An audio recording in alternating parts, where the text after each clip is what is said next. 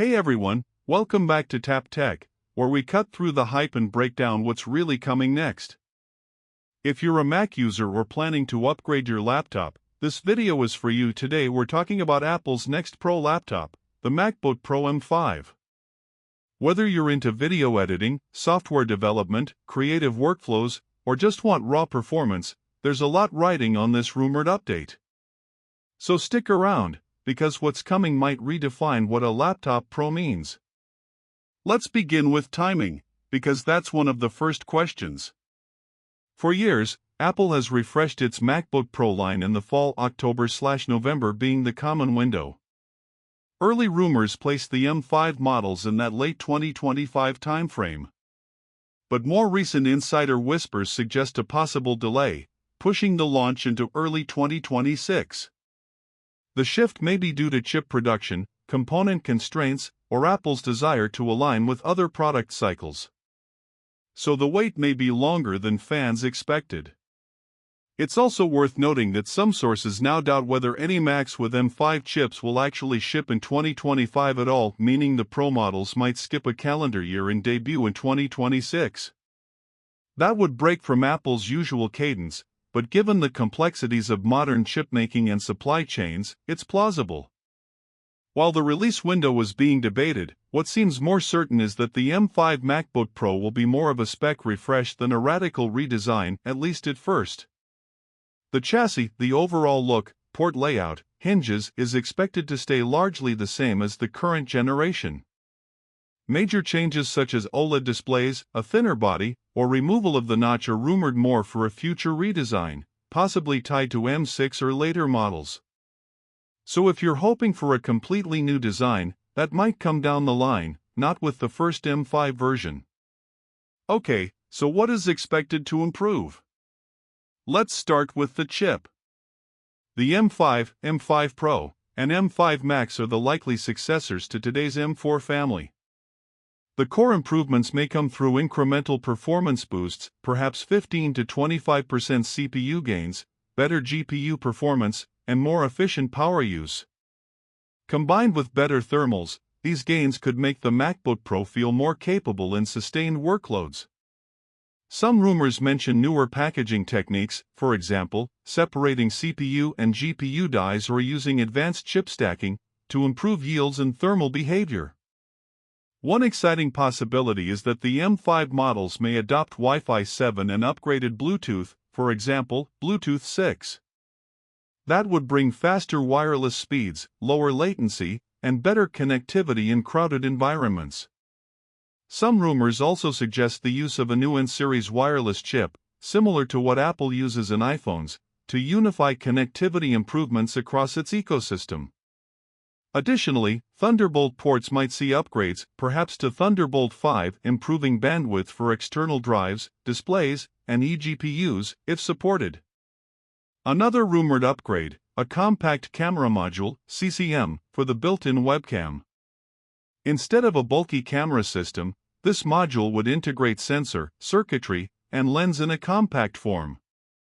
That could free up internal space, allow for thinner bezels, or reduce the notch height. It might also allow for a slight improvement in image quality during video calls. But it's not guaranteed. Some models may still carry the same 12MP FaceTime camera from the current generation. When it comes to display, rumors suggest no major changes in the initial M5 models. The mini LED Liquid Retina XDR screens are expected to carry over.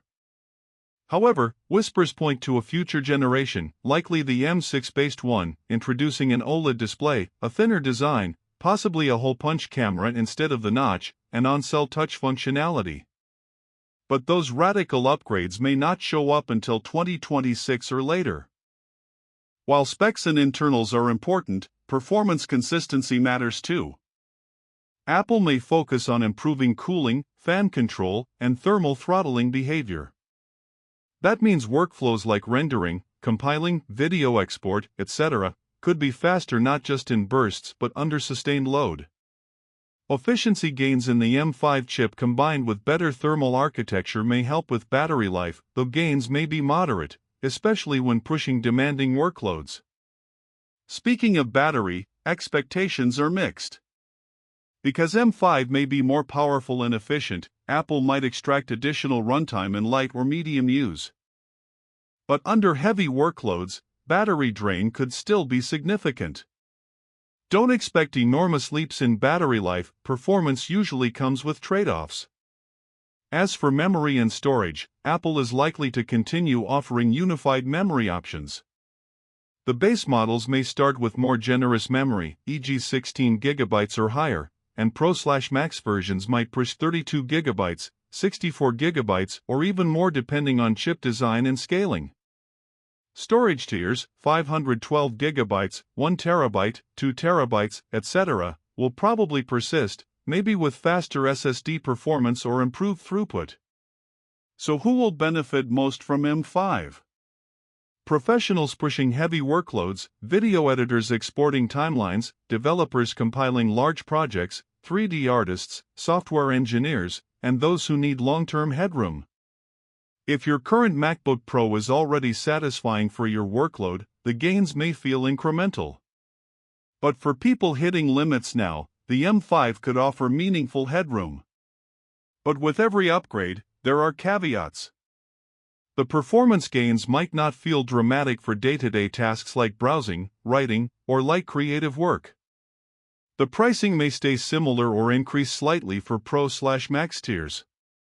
Some of the more advanced features, CCM camera, Thunderbolt 5, Wi-Fi 7, may be reserved for higher-end variants rather than base models. Also, because no major redesign is expected at first, things like bezel size, weight, and hinge limitations may carry over. Here's a hook moment. Imagine rendering a 4K video timeline in half the time, switching effortlessly between heavy apps, driving external displays with no lag, and having a machine that still lasts the day, all in a notebook you carry regularly. That's what M5 promises, if Apple executes. So what's the verdict? Wait or buy now? If you need a MacBook Pro today and your current setup meets your demands, the M4 generation is already strong and well optimized. But if you're planning a serious upgrade and want extra longevity or better performance in demanding tasks, waiting for M5 might pay off. If rumors of delay hold true, though, and the M5 only comes in 2026, consider whether you can wait or whether current deals on M4 models now make more sense. To recap, MacBook Pro M5 is expected as a spec bump rather than a redesign, likely launching late 2025 or perhaps early 2026. Checkpoints include CPU/GPU improvements, better thermals, Wi-Fi 7, possibly Thunderbolt 5, a compact camera module, and incremental battery gains. The display and chassis are likely to remain similar until a later generation with OLED and more radical changes. The upgrade's appeal will depend on how heavily you use your machine today and whether you need that extra performance headroom. That's everything we know so far about MacBook Pro M5. If you found this video useful, make sure to hit that like button, subscribe to Tap Tech, and ring the bell so you don't miss when Apple announces it. Thanks for watching, stay sharp, stay ahead, and I'll catch you in the next one.